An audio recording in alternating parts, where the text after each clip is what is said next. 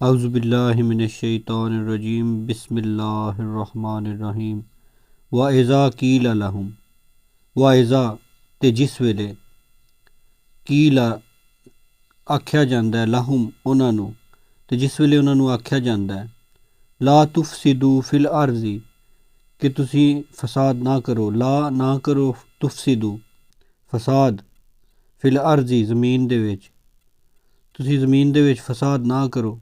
कालू इन्नमा नहनु मुसलिहून वो आखदे ने कालू इन्नमा नहनु असी ते मुसलिहून इसलाह करन वाले हैं।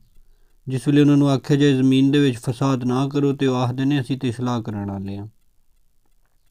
अला इन्नहुम हुमुल मुफसिदून के ओही मुफसद नहीं हैन भी। अला इन्नहुम हुमुल मुफसिदून के ओही मुफसद ने। वलाकिन लेकिन ला यशूरून उन्होंने इस गल का शऊर नहीं होंदा, उन्होंने इस गल का एहसास नहीं होंदा।